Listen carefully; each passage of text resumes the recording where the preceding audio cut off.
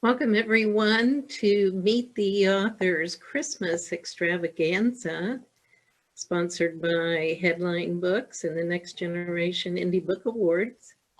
This morning, we have Pulitzer nominee and multi-award-winning author Lynn Salsi.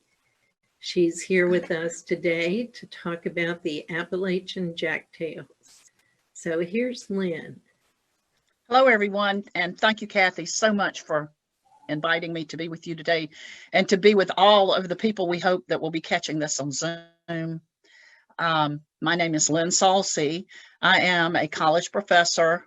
I have been a full-time writer, now a part-time writer just for the time being, and I have had the joy to have taught fiction writing, creative nonfiction writing, children's book writing, and various other types of writing, both at Emory University and also at Kennesaw State University, both in Atlanta, Georgia. So I feel like I am bringing to the Jack Tales more than just folklore, because I bring with the Jack Tales years of scholarly study. And I had the pleasure of knowing Ray Hicks, who was the last living Jack Tale teller in North America, for approximately 15 years before he passed away. And I did write a book that was a Pulitzer nominated book about his life and times. Ray Hicks, Keeper of the Jack Tales, his life and times.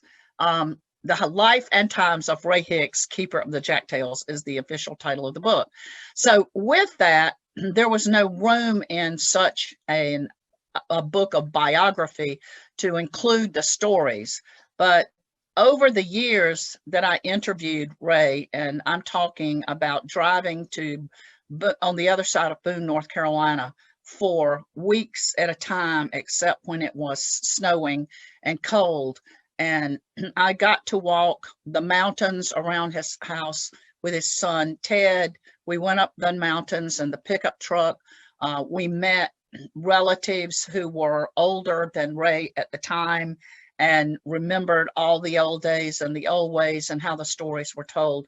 And so it was a gift within itself, but it was one that I felt like I was an ancient story chaser, because the way the original old stories got in books was because people wanted to know them, they wanted to hear them, and they would travel miles to where the storytellers, or the most talented storytellers, sat around a pot-bellied stove, sat on a porch, sat under a tree, sat anywhere, and just hung out telling stories. And I learned about storytellers who out-told one another as though it was some sort of a race or some sort of a competition.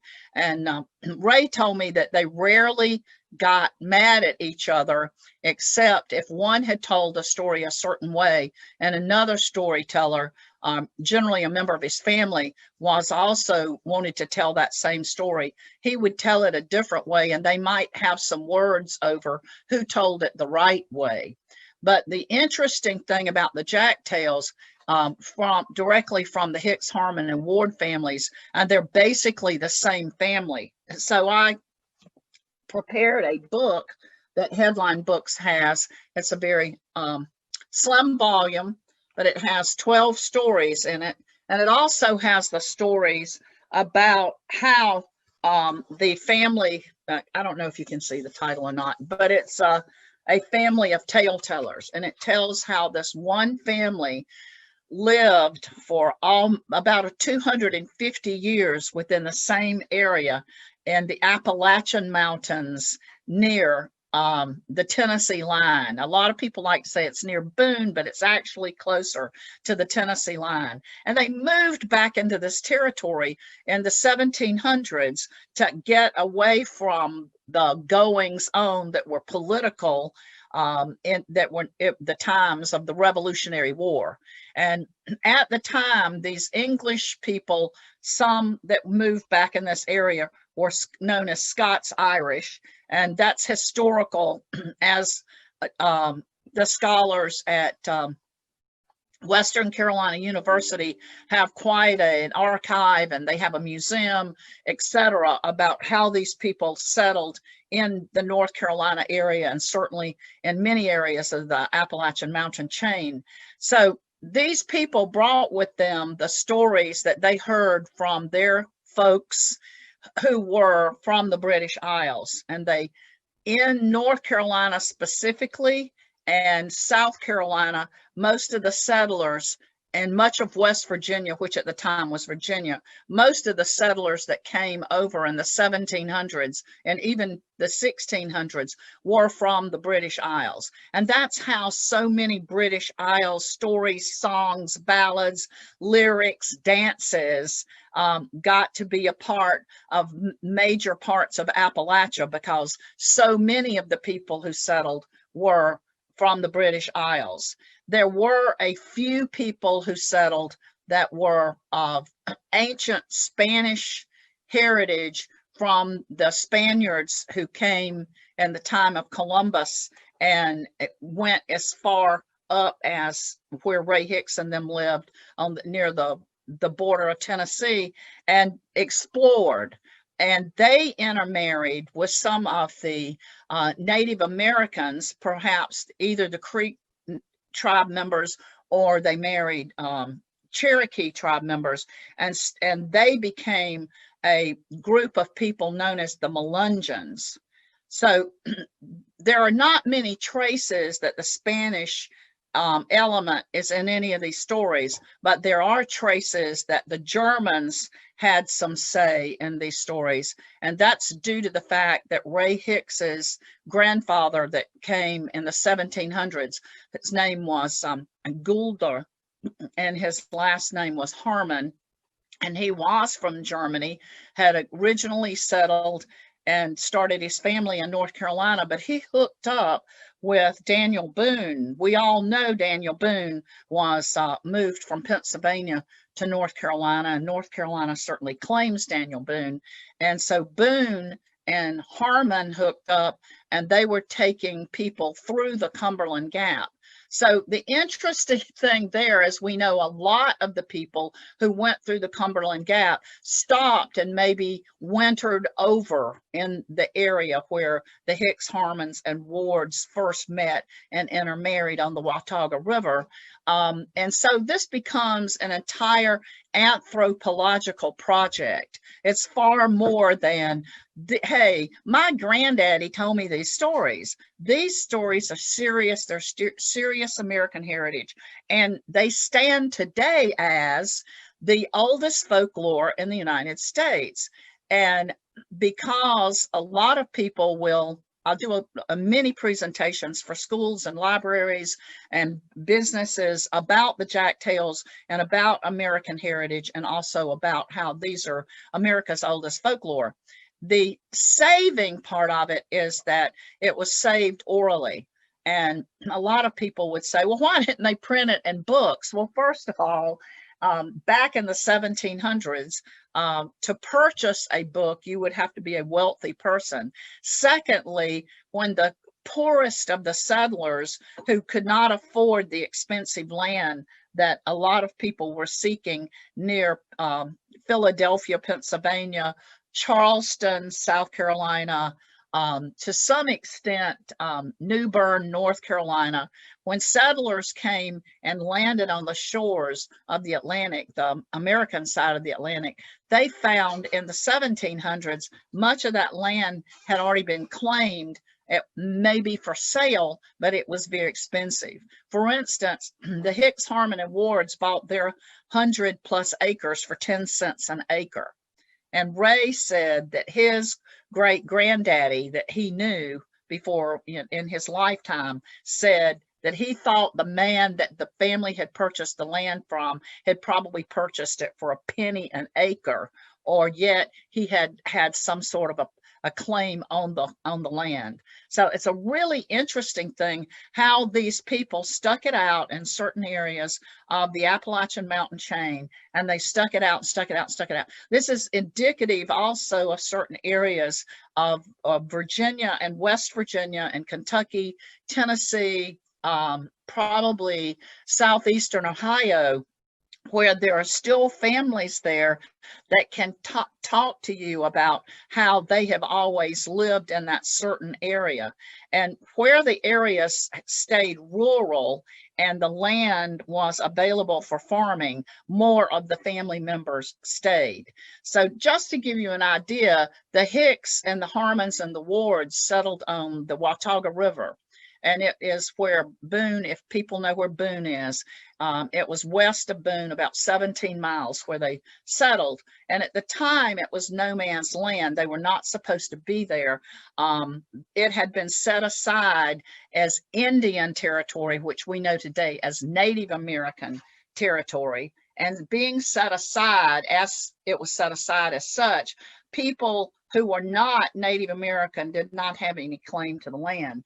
But somehow in the records of a courthouse in eastern Tennessee, there is an entry where some of the land was claimed or purchased by members of the Hicks and the Harmons and the Ward families.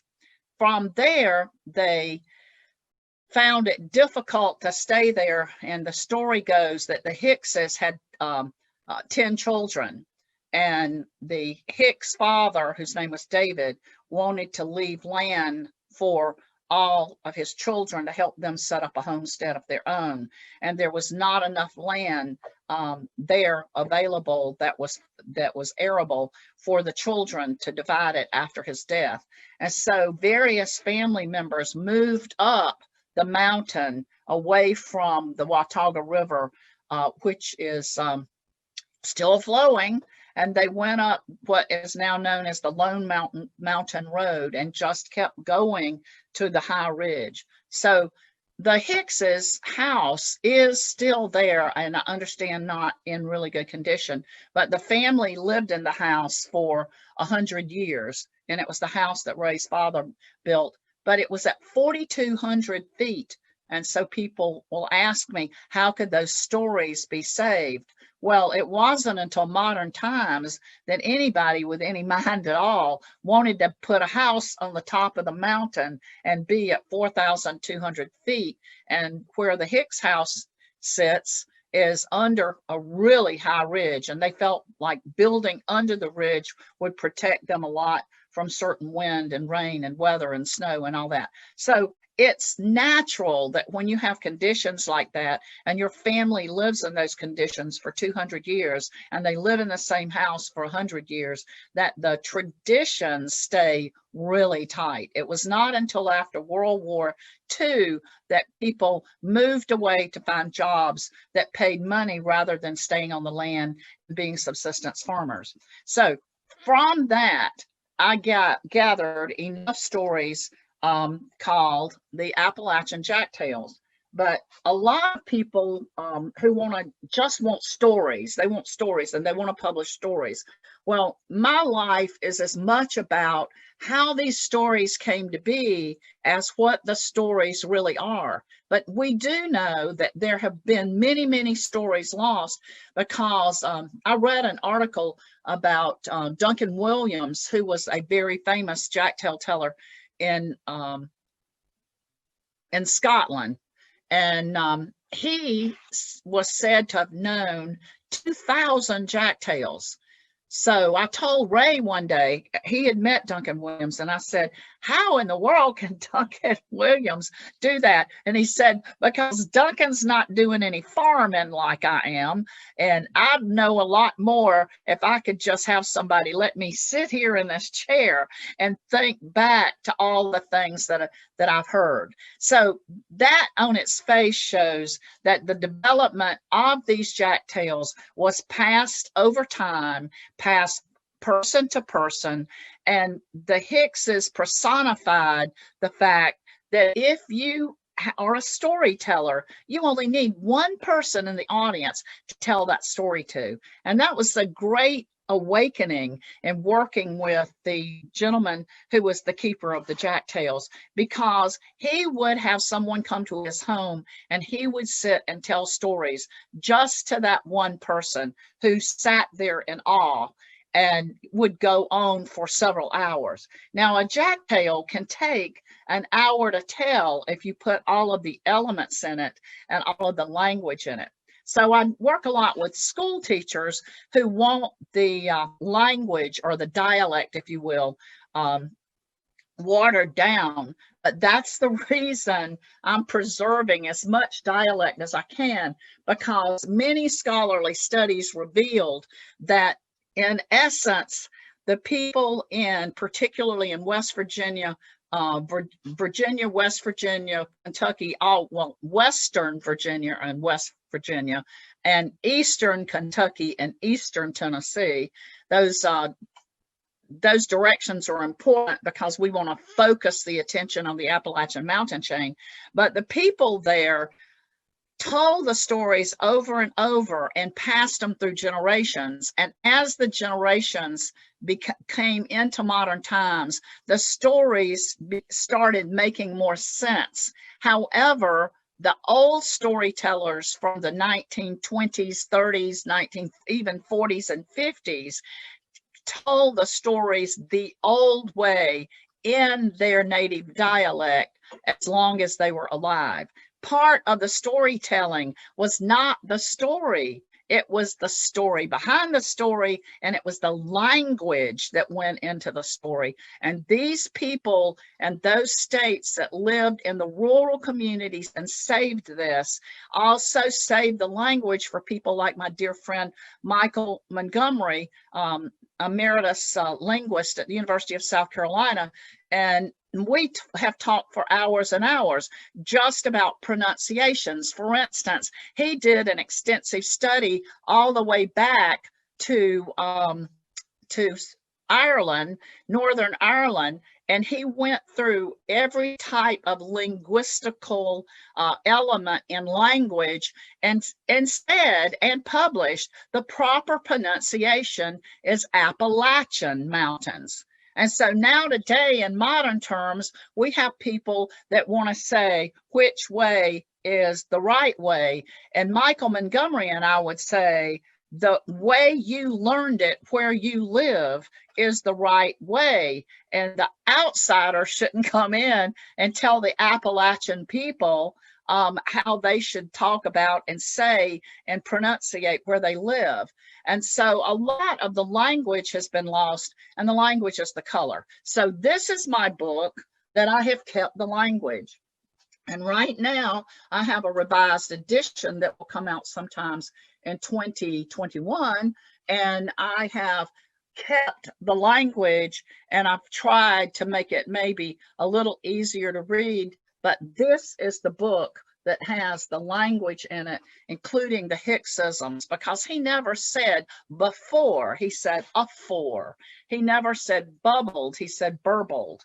And people laughed at him. So I went back to my friend, Dr. Michael Montgomery, and he instructed me that these were original words that were brought from the old world. So while we have students who are memorizing the prologue to the Canterbury Tales in Old English, it really stumps me why people don't want to know more about their English language and how it evolved and how it is so important in these stories. So often, if I'm not in an elementary school, if I am in a middle school, or if I'm with an adult group, I tell these stories a lot, and I can tell them in the old Southern tradition, maybe not, definitely not like Ray Hicks, but I can interject the words that he used, such as afore, and he never said,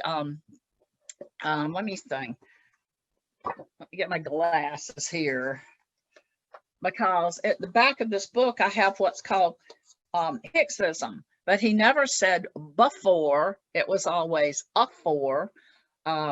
He said things like ghosties, deskies, posties, and that would have been something dialectical that came just through his family, not so much through any other way, because they lived in such a rural existence so far away from other people that various families had their own adaptation of words. And Ray told me he had certain family members that they only saw about once a year, and the family lived even 20 miles further in the middle of nowhere, and they had their own language that even the Hicks family could not fully understand. But the great words are hain't instead of ain't. And what's interesting is when I was a child, we were taught ain't is not a word, but the Appalachian speaking people had a word hain't, and that would translate to what children today say ain't. He had regular Southern expressions like saying pumpkin instead of pumpkin, chimney instead of chimney. And he was interviewed by every major newspaper, magazine, and television station in the United States. And he had a wonderful story about the BBC trying to find him.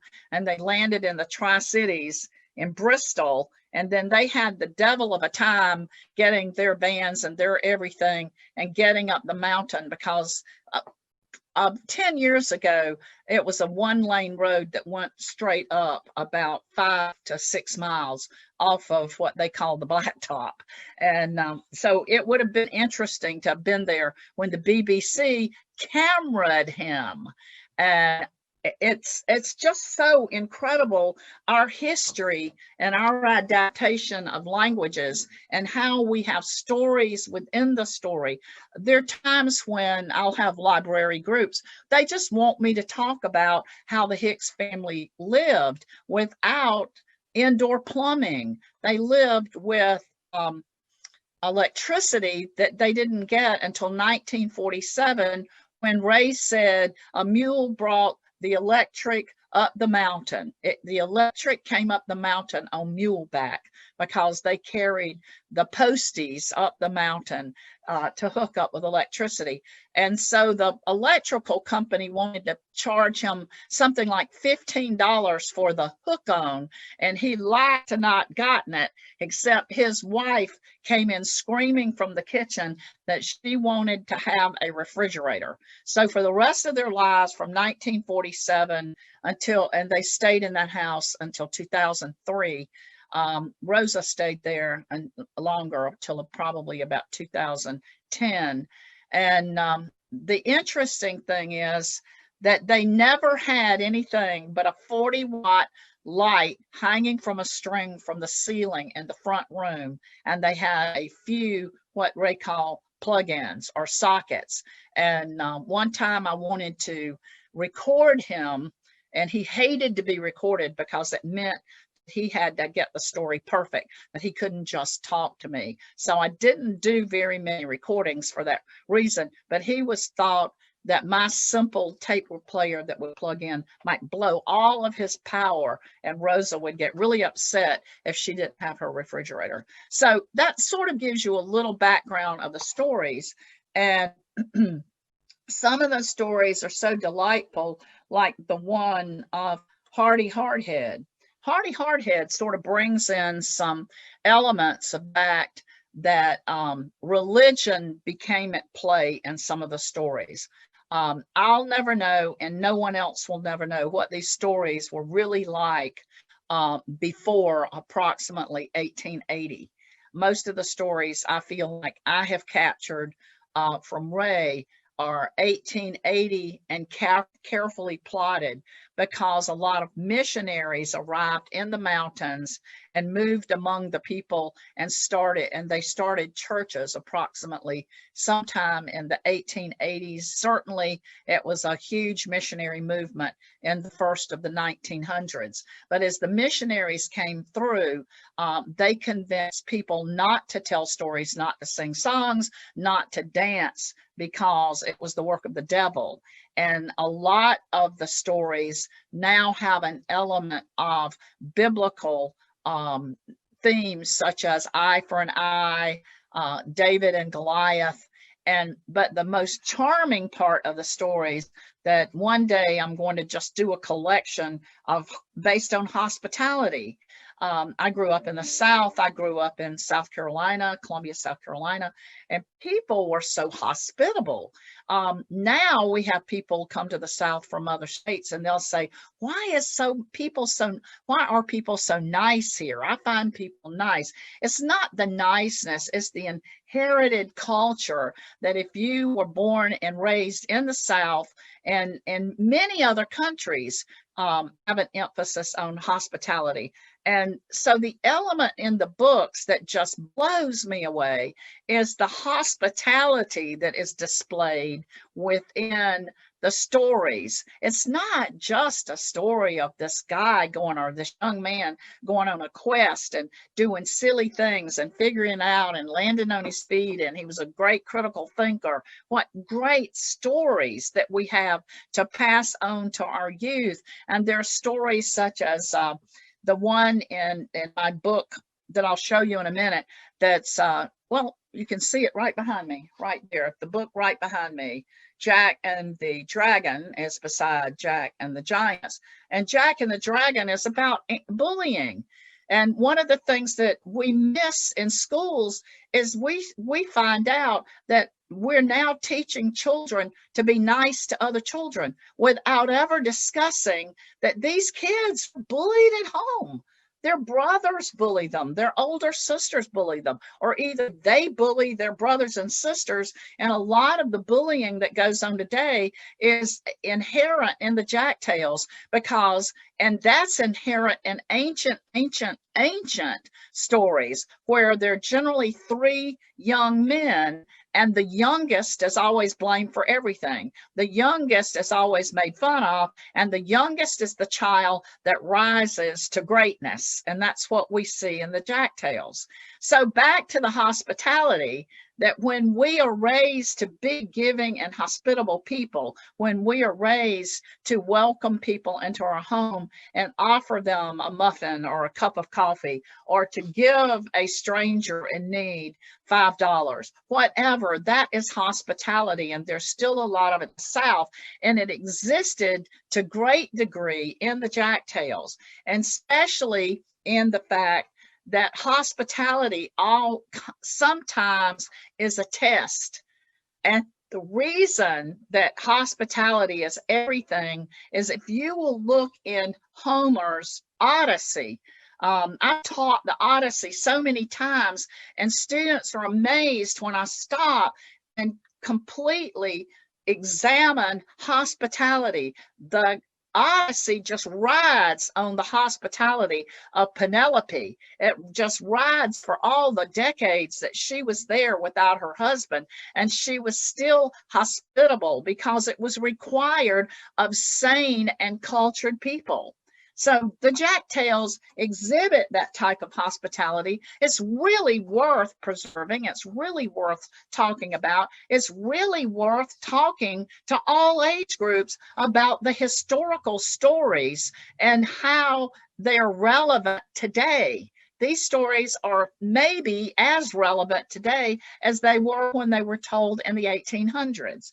So in Hardy Hardhead, there's always someone running amok, just in modern movies. So many modern movies are taken from these stories. So somebody's doing the wrong thing in the neighborhood.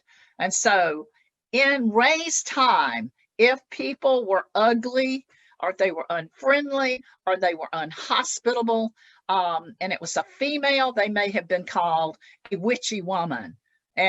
And so Ray talked to me from time to time about witches, that there were witches who lived in the neighborhood. There were witches, and that was not something awful. It was not a person without religion. It was a person who just needed to do better. It was a person who needed to be kinder. And very often it was a wonderful person that would tell you your fortune.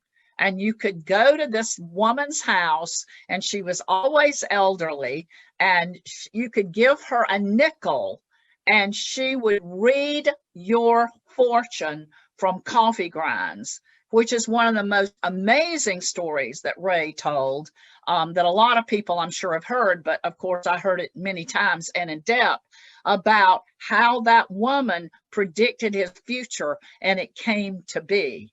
And he also had stories about if you wanted to get some magic powers of your own, what you could do. So he was living on the cusp of what we now call literature, ancient literature, where his education at home and his education at school, which only lasted 7 years. He was born in 1922, and the mountains were very sparsely populated where he lived. In fact, mostly his family occupied the mountain. His family, for instance, his mother had 14 children and 11 lived. And his mother was one of 15 children, and his grandmother, his mother's mother, still had about 6 more children after Ray Hicks's mother was having children. It's an amazing math problem. And one time he said, this cousin and that cousin, and I said, what are you talking about? You didn't just have any friends. He said, my cousins were my friends. When I was little, this whole mountain was full of aunts and uncles and cousins, so hard to keep up with because everybody in the family was having at least 10 kids. And then those people were having as many as 10 kids. Usually the next generation that have quite as many. Ray had 4 children. So, the Hardy Hardhead involves when Jack has his turn to go and try to get to the ugly witchy woman who has put a, he would call it, she was maginic, not magic. She was maginic. And she would put a spell on this young girl because the young girl was acting funny. So if somebody was not acting like themselves, it had to do with someone putting a spell on her, or they, and he would say enchantment, and we would say an enchantment. So she was enchanted. So he, Jack, brothers tried to go and break the enchantment, and they failed. So Ray sets out through the woods, and when he Jack sets out through the woods, and he comes up to a man who has a long white beard, and he's sitting alone in the woods. And so he says to Jack, would you share that little bit of eating you have there? Which Jack had a pone and a bottle of water, and Jack said, yeah, I will. And because he shared his food, this very modest food, Jack was always poor, he shared modestly with this gentleman who was sitting there just alone in the woods. And as they ate, the biscuit or the pone grew back. And as they drank, the bottle of water refilled. And so those are biblical essences that you don't just see in Jack Tales, but you see throughout all literature after the birth of Christ. And so that's another reason why I just read an article saying the most read books, I always heard the most quoted books in the English language were Alice in Wonderland and the King James Version of the Bible. And I just read an article that said it remains the King James Version of the Bible, but more people now quote Harry Potter than quote Alice in Wonderland. But I think maybe we're so far away from Alice in Wonderland that students I've had will quote Alice in Wonderland, and I'll say, do you know where that came from? And they'll say, my daddy told me, and I'll say, that came from Alice in Wonderland. So having quotable writing is a really wonderful thing. And we also have within the Jack Tales just hundreds of years of tradition that reach as far as all the way back to Homer and the Odyssey. So when I teach literature to students and it's classic literature, I'm also teaching folklore side by side by side by side from what the normal people who didn't have the education of a friend of mine calls them the yuckity yucks, but the yuckity yucks have all of the great education because they can buy it.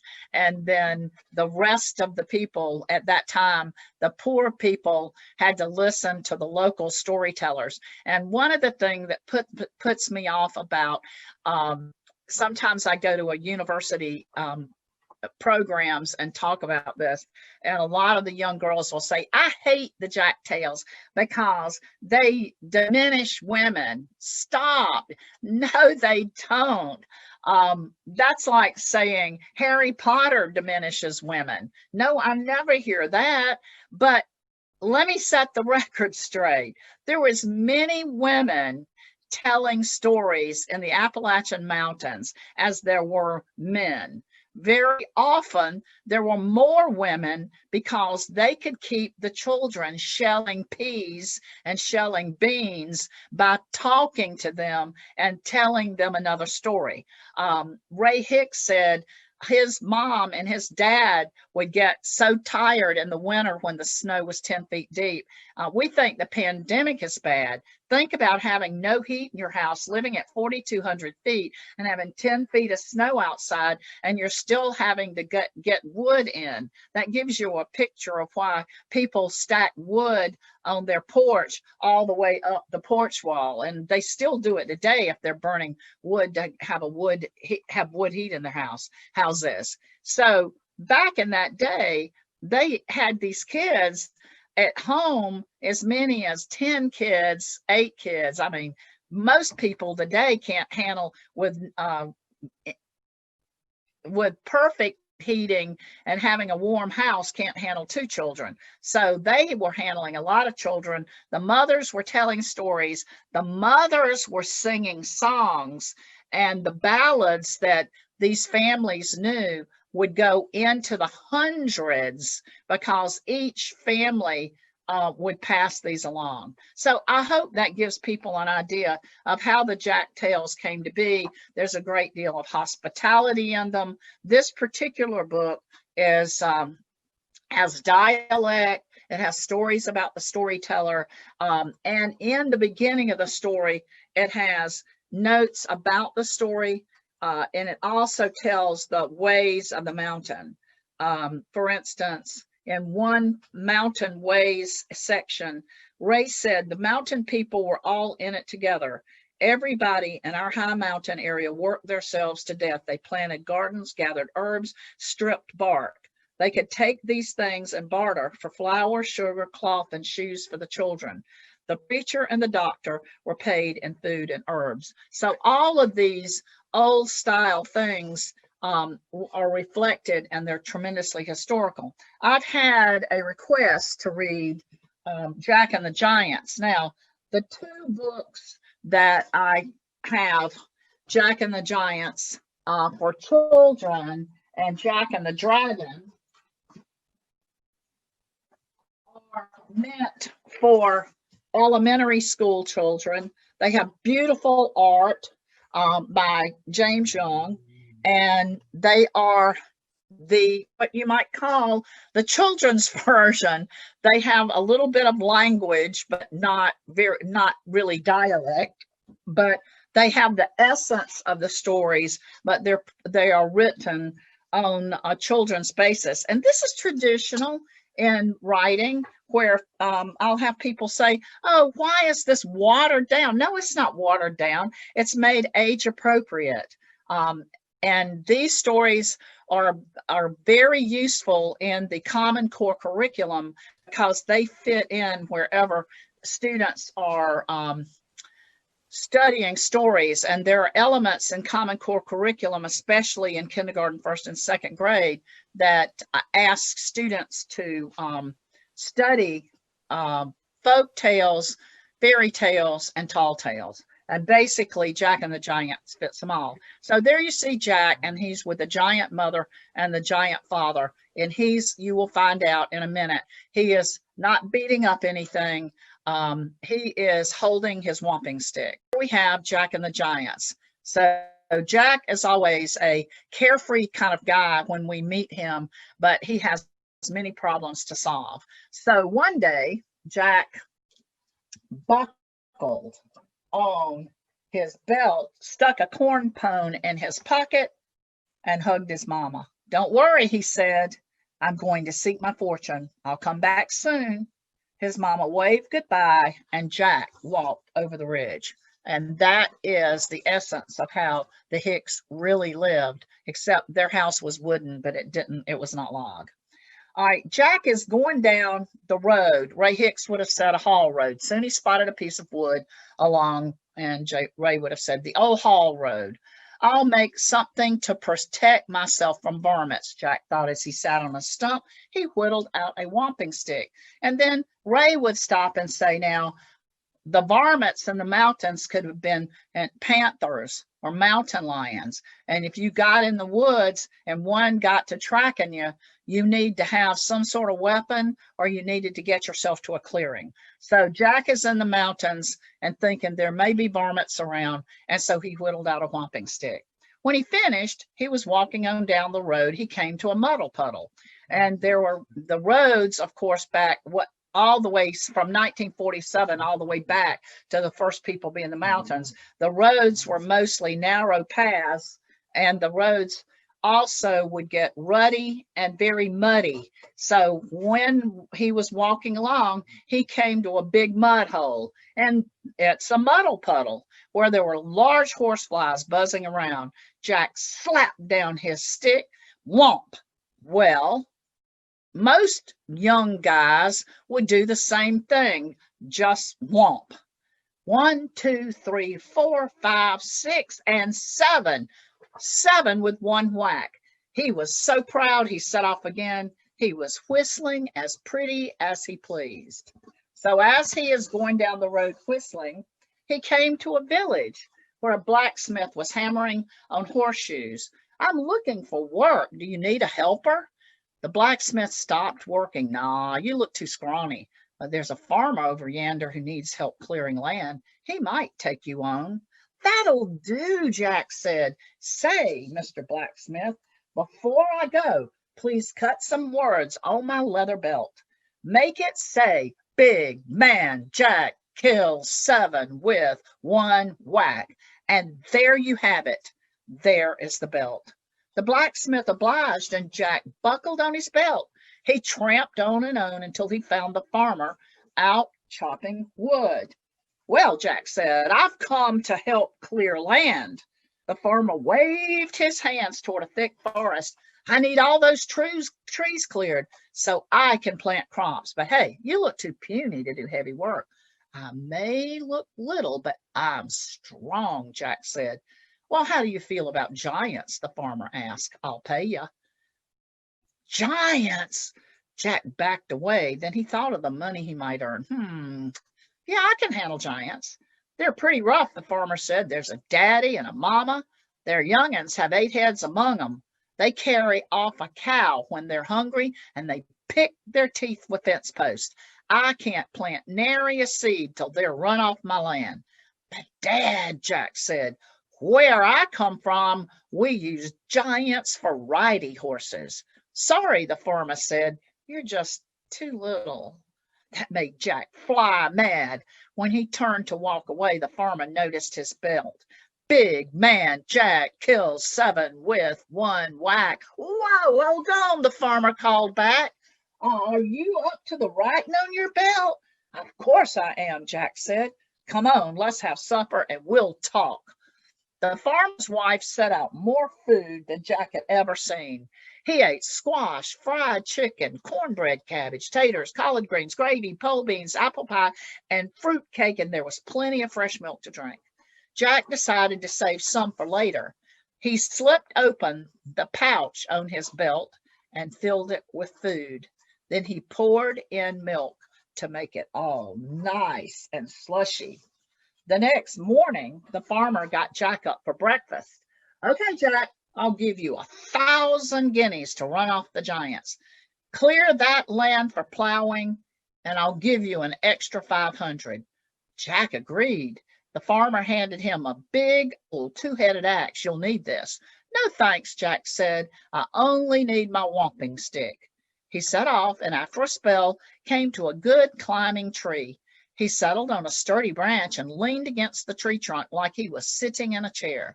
Jack took the whomping stick and banged on the branch. Ka-chunk, ka-chunk, ka-chunk.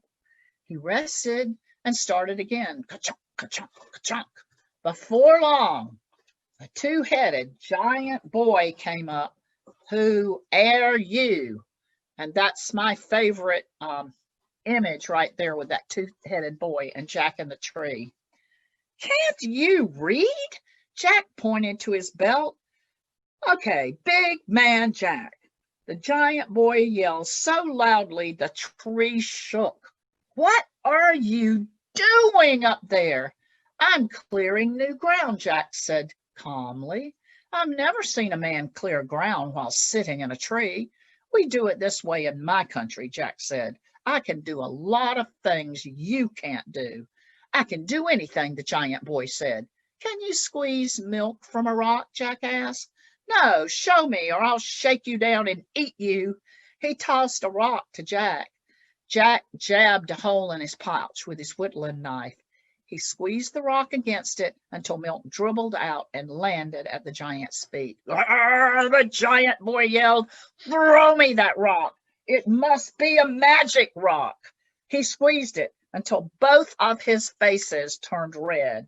The rock turned to powder, but no milk came out. That made the giant boy mad. He shook the tree so hard, Jack had to hold on with both hands. Stop! Watch this, Jack hollered. I can open my stomach and show you my guts. Then I'll sew myself back up with a piece of twine. Show me, the giant said.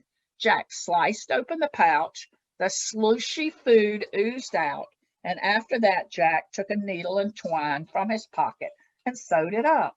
I can do that, the giant boy said.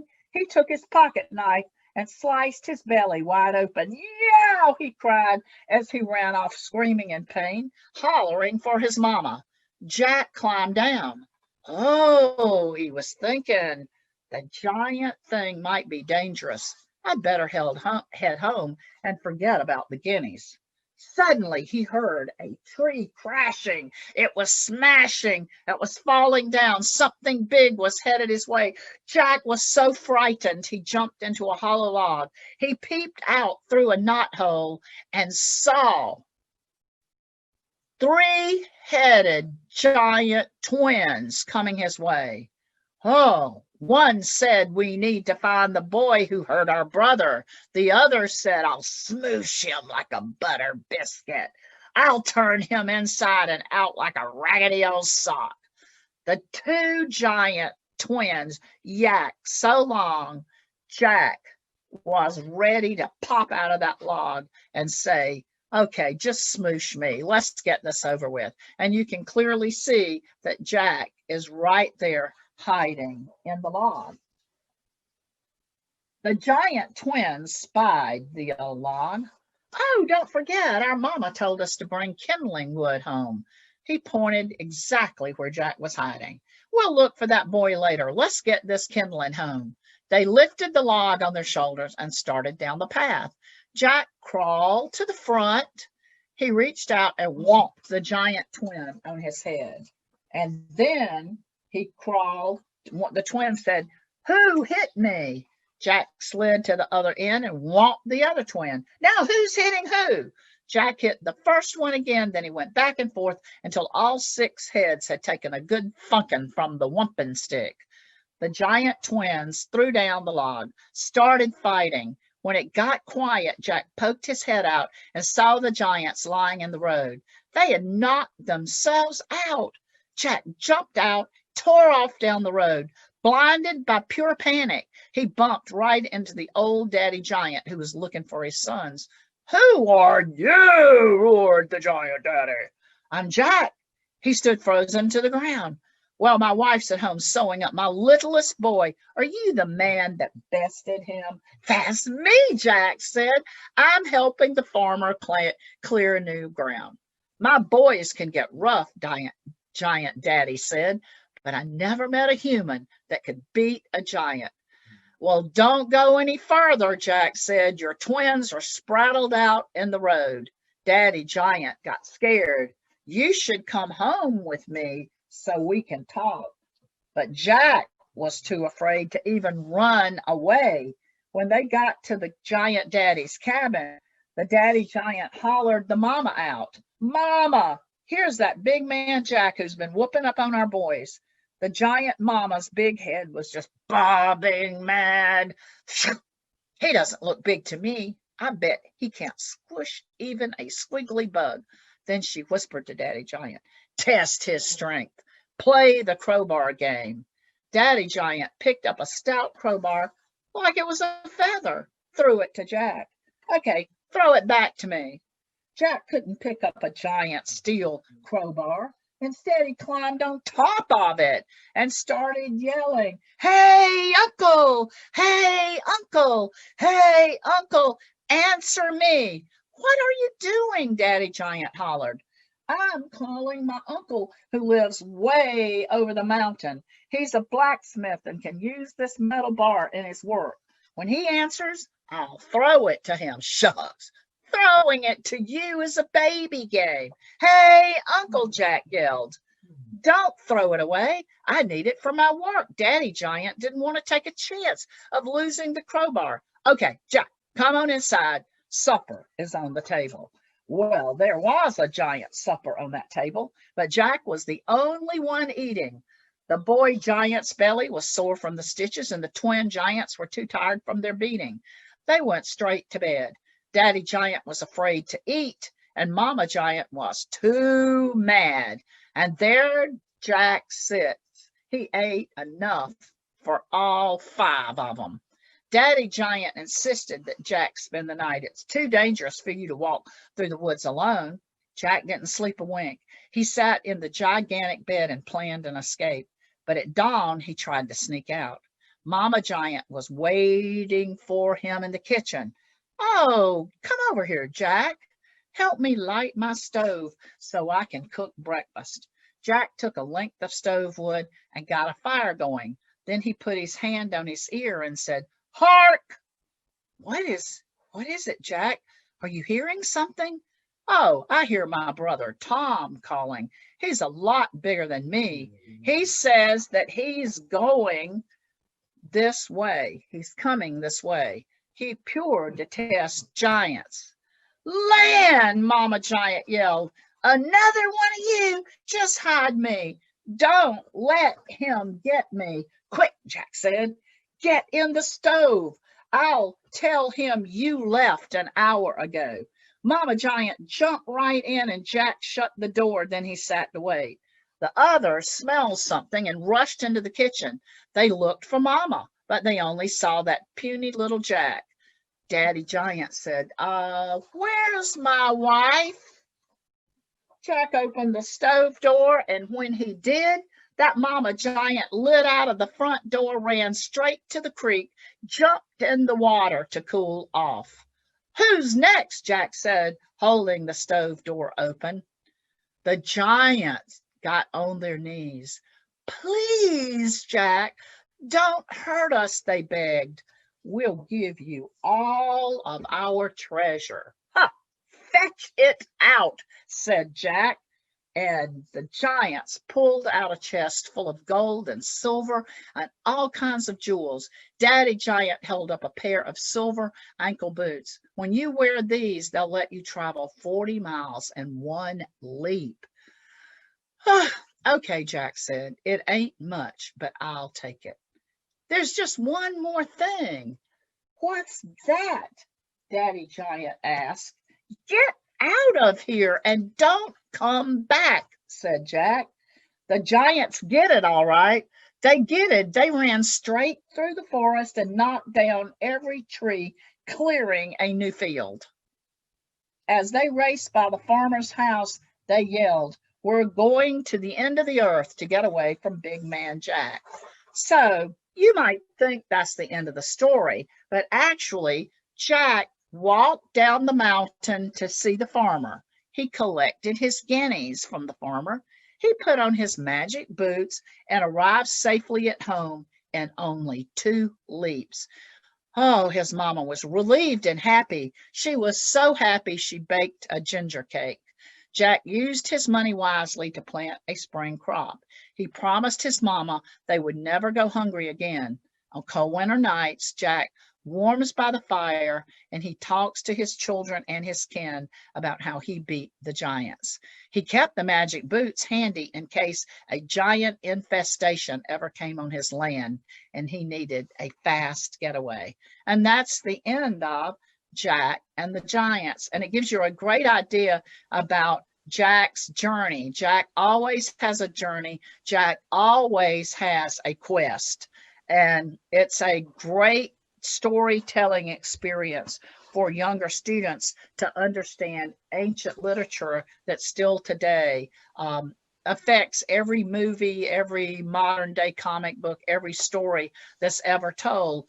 A lot of them can be traced back to Jack. Thank you so much, Lynn.